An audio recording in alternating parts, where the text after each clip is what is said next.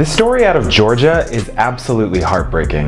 This is 16-year-old Justin Powell and his best friend, 14-year-old Malik Grover. On Saturday night, they were at this apartment complex in Atlanta when things took a dark turn. According to police, a group came over to the apartment complex armed with guns, and a shootout erupted, beginning inside of an apartment and eventually continuing outside. Both Justin and Malik were killed in the exchange. Several more were injured, including two 15-year-olds and an 11-year-old boy. According to police, this shootout began because of some sort of social media dispute. Meanwhile, in 2020, guns became the leading cause of death for kids in the United States, outpacing cancer and car accidents. Cops are still investigating everything that went down. Shout out to my man Greg over at Crime Line. Now, y'all see what I was talking about when I was saying his sense of humor be the shit. Brody went to the gentleman club trying to see some ass and titties, was there for 6 hours. And then somebody come outside fucking with him. Now, if you done got off what you need to get off, or you're preparing to get into something so you can get off, and somebody come on fucking with you, now you're not going to be in a good mood or good spirits, because they stopping the good from happening. So, you know, he wasn't being a gentleman, as Greg said. He wasn't being a gentleman because for the simple fact this dude was fucking with him. He was seeing some ass and titties, and you want to come to the club fucking with him. What is? We got an escapee. Oh, shit. Where from? Prison. There's a prison here? Yeah. Some things you have to see to believe. Today, we're covering 4 incredible moments caught on police dash cams. Number 4. Kidnapping gone wrong.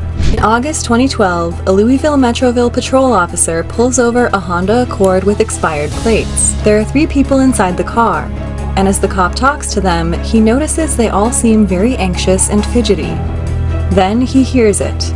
The sounds of kicking and screaming coming from the trunk. The cop calls for backup before detaining all 3 suspects and opening the trunk. There, they find a man tied up and gagged with a towel. It turns out the man is the owner of the car, and he'd been closing the gas station up the road when he was carjacked and kidnapped in his own trunk. In the end, the victim was a little roughed up and dehydrated, but otherwise got away unharmed. The 3 suspects were charged with kidnapping, wanton endangerment, and car theft. And people talk about me and my expired plate on my Honda Accord, god damn it.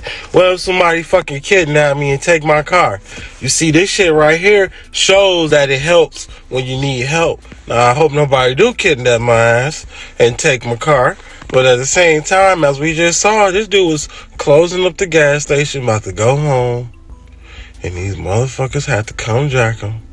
Now, he's just a regular guy in a Honda Accord with expired plates, minding his own fucking business, trying to do his job and go home to whatever he got to do home, and people carjacked him. But luckily, the police, you know what I'm saying, was able to get him. Because if you're a robber, you're not thinking about, let me see if this motherfucker plays this and this. Let me check the tires. Let me see if how much gas he got. The motherfucker robber just gonna hit, and you never know. Even when you're trying to be cool and look around and shit, you never know. Theft. Number 3. Truck on fire. It's early morning in Glen Heights, Texas, and police have just received a 911 call about a burning vehicle stopped in a drive-through lane. Officer Chris Womack is the first to arrive on the scene. His dash cam captures a truck, engulfed in flames, dangerously close to exploding, and ready to take the building down with it. With no time to wait for firefighters, the officer uses his own patrol car as a battering ram to push the truck a safe distance away. In the end, no injuries were reported, and the building... Now, this police officer knew exactly what he was doing. That's why he pushed it to a safer distance. And, you know, he wasn't harmed in this. At the same motherfucking time, now that'd be some crazy shit. Whoever left that vehicle unattended on fire is about to be in some crazy trouble. Unless they, you know what I'm saying, stole that truck and then that bitch blew up or something. Reported, and the building was saved. Number 2. Creepy clowns. In October 2016, at 4 o'clock in the morning, someone calls the police to report people wearing clown masks were chasing after their car. The cops soon find 2 male culprits in costumes, along with a woman who had been driving them around. Keep your hands where we can see them, alright? The clowns say they were just playing a prank, but the story gets worse as the cops learn more. The woman and one of the men have a 4-year-old daughter together, and they left her alone all night to go out and play their clown pranks. The couple was ultimately arrested for child neglect, and their daughter was placed with social services. Yeah, they don't need no goddamn kids. Y'all stupid motherfuckers wearing a clown mask just to go around scaring, purging motherfuckers. That's basically what they was trying to do, scare people. Was they high on shrooms or drugs or whatever the fuck, pills or something, for the simple fact you can't leave your damn child, kid, baby, toddler, whatever that you take care of in the house, because that's not something you do, to fucking go around in a costume scaring motherfuckers. That's not something you do. Now, I don't know what the fuck world or how they was raised and someone thought that shit was okay, but that shit was weird as fuck to me. I'm just saying. They damn sure don't need to reproduce if they doing stupid shit like this, leaving your baby in the house just for some kiddie shit. Number 1. Escaped convict lies to cop. In 1987, when Richard McNair was 28 years old, he shot 2 men during a robbery gone wrong. He was charged with murder and attempted murder and given 2 life sentences. But he was notoriously hard to keep behind bars. McNair would go on to escape from prison multiple times. Here, just moments after his 3rd escape, a cop finds him jogging on the side of the road. See it? You live around here, buddy? No. Where you live at? Down the road by Pineville.